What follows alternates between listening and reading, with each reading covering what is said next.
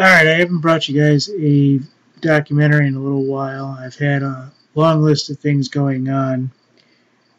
Um, while I basically was putting together things for a very good documentary, and that took about 3 weeks. Unfortunately, with that, the basement was flooded. My laptop got destroyed. Everything was pretty much gone. And somebody asked me when I was going to put out a new one. I said I was working on it. But somebody said, well, you know what? You're almost up to 1,000 subs organically. Why don't you go ahead and put something out? I said, all right, fine, I will. So I'm going to put out the Shape of the Universe documentary. As you know, there's a lot of constants to the way that everything actually exists in our physical reality, and that everything almost appears cyclical or in a series of motions which kind of come back onto itself. And whether or not you have the physics background to understand any of the magnetics or the physics that describe the reasoning for the universe and any complementary chaos or other theories out there that complement this, you know that it basically comes back to Orange Theory, toroids, toruses, and various complementary ideas. Now, when I first looked into the Toroid Theory, or Orange Theory among others, I didn't really believe that it had all the parts that I thought the universe would actually have. When I first learned about it in school, in a general physics class, it was taught to us basically that, you know, you take a ball, you put it through a funnel, and then it rotates through and through and through, and horizontal and the other way around. Longitudinal, I apologize. And everything basically either happens at once or happens nearly at once, and that it happens in a giant spiral effect. And this is basically the idea of the universe, that it recycles itself and puts itself back out there. It may or may not clear up any of the universal constants, and from what we understand, this happens all at once across all dimensions and all hierarchies of the universe itself. And basically, this has been happening since the beginning of time. And depending on your understanding of the toroid theory, torus theory, orange theory, or how it even relates to the shape of the universe, you come to one conclusion in general, that there's a lot of chaos and entropy involved in this, in that a lot of information actually gets lost in translation. And one of my next videos I'm going to put out, and I had a really good paper I wrote on this once, and that the data management system of the universe, or everything that controls the universe, doesn't actually have a storage facility where it stores everything. And I want to get into this just for a second because I want to explain why the toroid theory is absolutely correct, and that it doesn't need a storage facility for the data. It can just run the data and move it through, expand the data, multiply the data by all different outputs, and then basically, make that data available in every form it can possibly be made. And that's why the universe is in constant form. It changes every once in a while. We don't notice it for any number of reasons. I was going to tell you a nice little story involving this, but what I am going to say is that the reason the toroid theory actually works is because it pretty much goes back to anything we can think of. If a car goes by and goes by really fast, let's say between three friends. Hour later, somebody comes by and says, "Hey, you guys know what that car that went by?" And they go, "Yeah." They go, "What color was it?" One says it was a navy blue. One says it was more of a sea green. And oddly enough, one guy or gal says, "You know what? I think it was kind of reddish in color." Well, how can three people see one object three different ways when the object in question didn't have multiple colors? Well, yes, they perceive things differently. One might have a color deficiency. One might have seen it in the sun, while the other had seen it in a shadowy area where they were standing. And this basically says that even as events happen, the universe does not save the data universally. So when you have three different people witness the same event, you have three different stories. Guy goes back and says, "All right, well, how fast was it going?" And one person says, "Well, the speed limit around here is 25 miles per hour. I gotta be honest, I think it was going about better part of 40. One guy said, "Well, I don't know. I'm gonna say better part of 30 miles an hour. The last guy goes, I'm kind of a lead foot myself. If I'm cruising through here and this and that, 35-ish. The guy was going about 35-ish, or the gal. And that's that.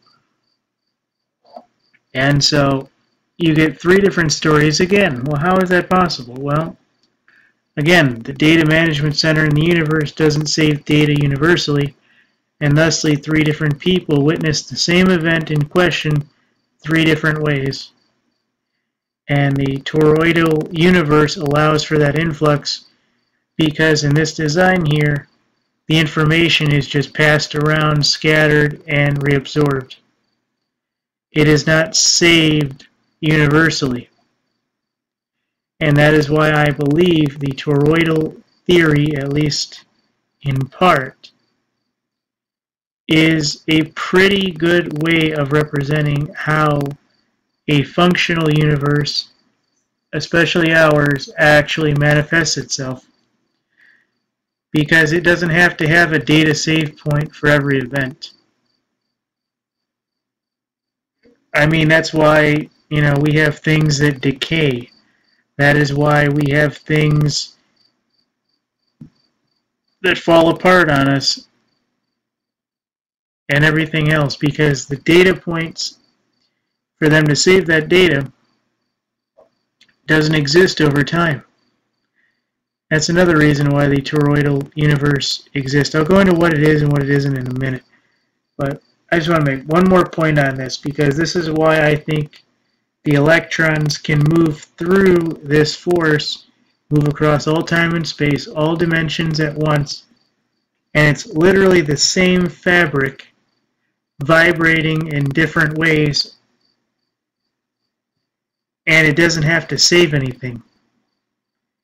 You ever notice that an old person, for the most part, can remember what happened 40 years ago but not happened today. But a young person can remember what happened today and doesn't care about history. It's because their time differential is different. The older person kind of remembers more when they were younger because their body isn't set, to remember that sort of thing when they're older, because they just don't have the data anymore to save that information. Just like when someone dies, you ever notice how many people, when they die, most people can't remember much about them? Where if they were in your life, you had like 20, 30 memories, and once they die, you have like 5 memories?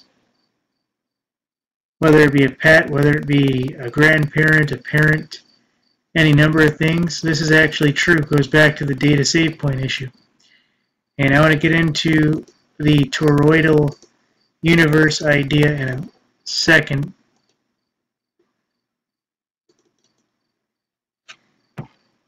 And this is very important, folks.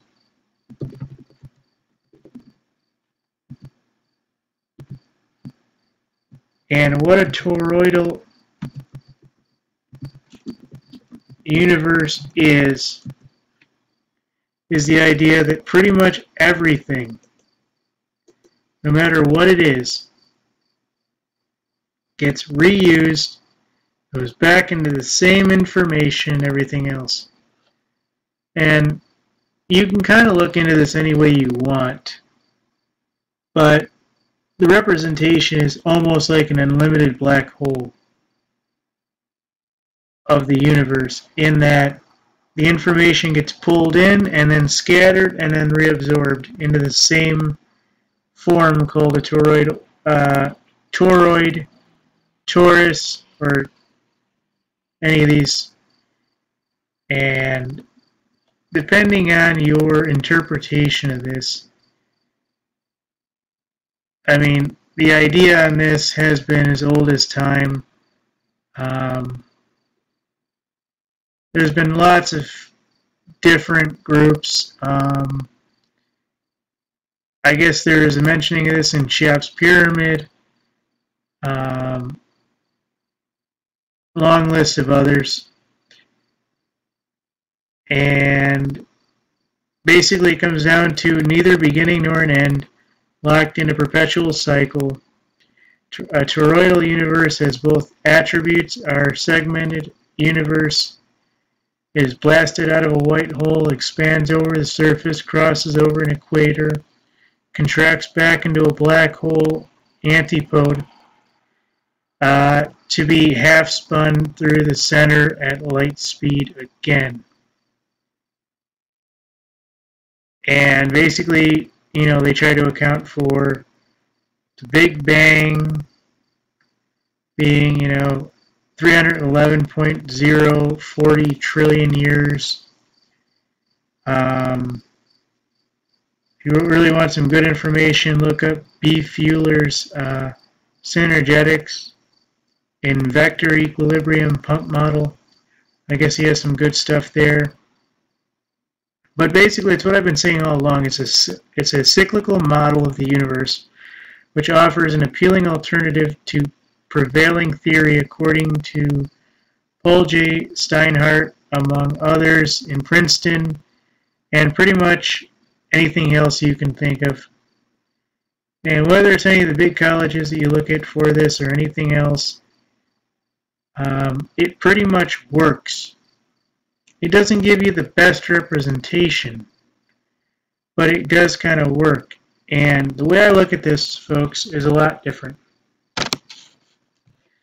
Basically, the idea here is that not only is the electrons and all of the reality fabric being, expanded, brought together in every form, dimension, time, everything else, pulled through and expanded again, pulled through, expanded again, in all senses of direction, all senses of everything. But it's going left, it's going right, it's going up, it's going down. At the same time, at every influx, every dimension, every magnetic pole, every antipode, every diode, every type of anything in any structure you can name is happening all at once. And I believe there are these quote-unquote universes that are basically up against each other, or nearly up against each other, and they're complementing each other, and this just goes into a giant cycle which basically collapses on itself and keeps feeding everything. Where it stops, nobody knows. So this will definitely be an interesting thing to see. Since I always seem to be bringing you guys things on magnetics, I wanted to bring the magnetic field created by a toroid or a tokamak. You guys might have been more familiar with that. I am. I'm not going to go into the major details here because I'll be honest, it's probably been a long time since I've actually looked into this.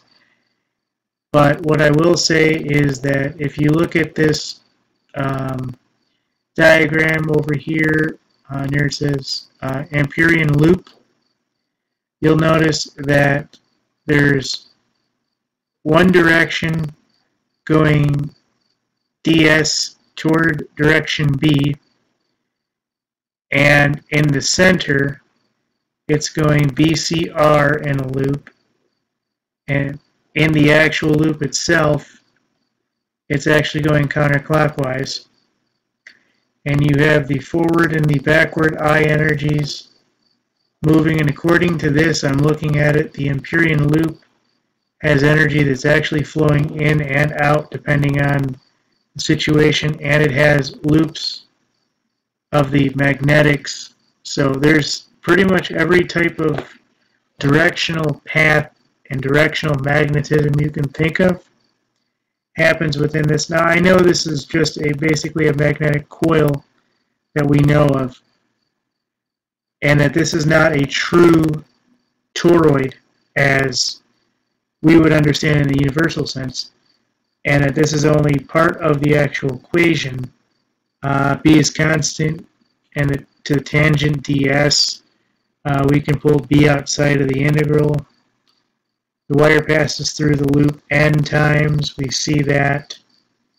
The magnetic field seems to be confined to the inside of the toroid. We see that. And the inside of the toroid is where all the magic happens. B is perpendicular to ds. B is not equal to any 0 because it can't be 0 in the known universe, at least in this function, unless you turn it off. The B field is the same as that around the straight wire, except that each turn of the wire produces a B field. Like I said, this is not the exact mathematics of the universal model. You do kind of see how some of the constants and some of the vocabulary among other figures seem to complement each other. Now I'm going to warn you about something. This laptop I'm working off of, along with some of the changes they made to the internet videos, this is going to be a little bit choppy. I apologize. This is the shape of the universe in Orange Theory, and this is working off a toroid shape. If you notice the intersecting lines, the energy is moving in all possible directions at once, coming and going. So this looks like it should be the way it is.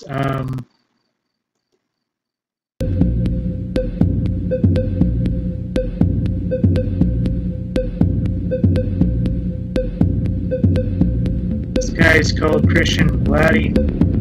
The universe is expanding and contracting simultaneously. And continuous flow, like I said, in all possible directions. That's actually a good one there. The energy burst from the center of the toroid basically builds space between, flows over and inward, and back into cycle. Energy speed constant. Hang on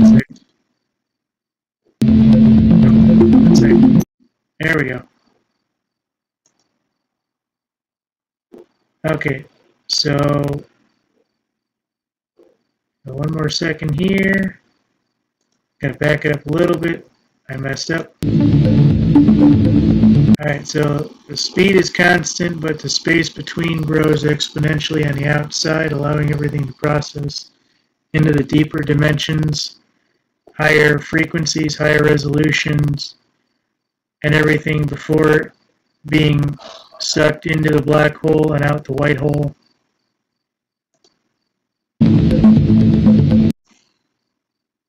And basically, speed is constant, but space distance grows exponentially on the outside. This model here, you can see everything as it is, and you can see that everything looks good. There we go. And now you see how everything is in solution. It says this can be understood as relative space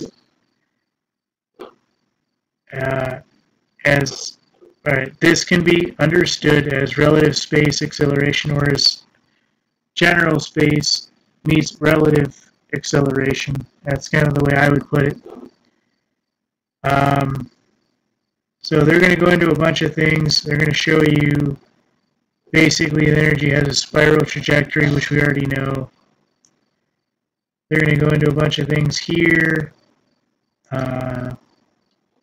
Multiple trajectories according to the degree of inclination, and then they're going to show you that the energies do disperse in all possible fields, in all possible directions, all possible things of that nature. And that is kind of the way I look at this. So the shape of the universe basically is a toroid in theory. I look at this every day and I kind of go, that still works. Because there doesn't seem to be a data matrix that everything's saved in. Because when we view things, we view them differently than anyone else. Like I said, 3 people witness a car go by, 2 people say, you know, one says a dark blue, other one says a powder blue or a sea green, and one person just flat out says a different color will say red. Like I said before, how can 3 different people witness the same event and have 1 outlier and 2 similar? It's because the universe doesn't save its data as it happens. That's why, if you remember a movie called Langoliers, I think it was, a movie in the 80s or 90s where people go through some kind of a black hole where time stops for them and they see all these little weird monsters eating up the time. That's why, at least in theory, that sort of thing, even in the most ridiculous sense, isn't even necessary, because as time happens, it happens to everyone differently, and it isn't saved. That's why when a building is gone, that's why when a person dies, the memories of that building, the memories of that person disintegrate, because the fabric that kept those ideas around are gone. And that is how this toroidal shape is still able to exist in absolute form.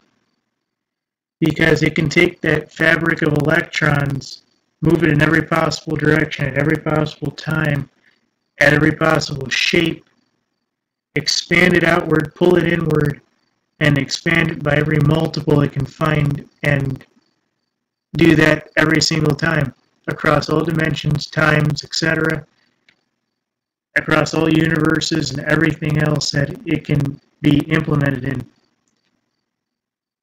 And this is basically the idea that the shape of the universe is, at least in some form or fashion, a toroid.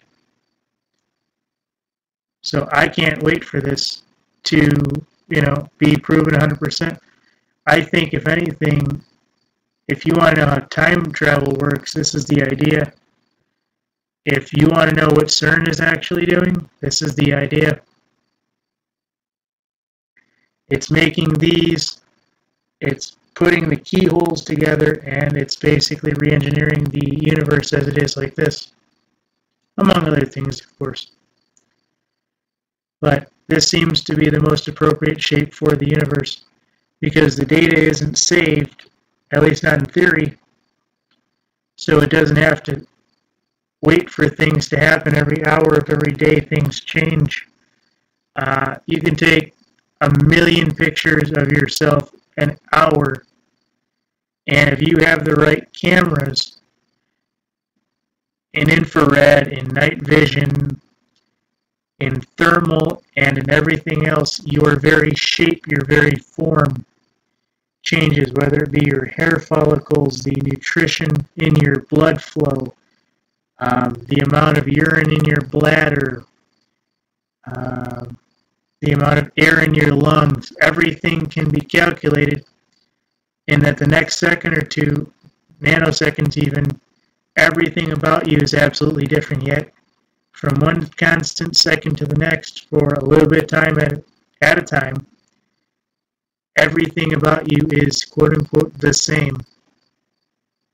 And yet, it is absolutely different.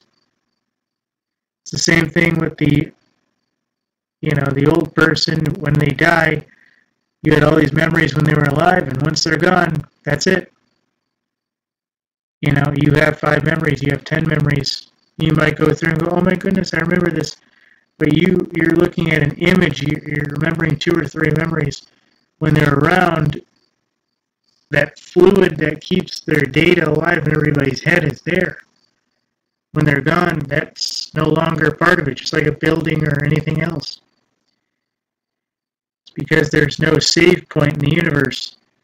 The data is expanded, it's multiplied by every constant and variable it can be, scattered across time and space, dimensions, etc.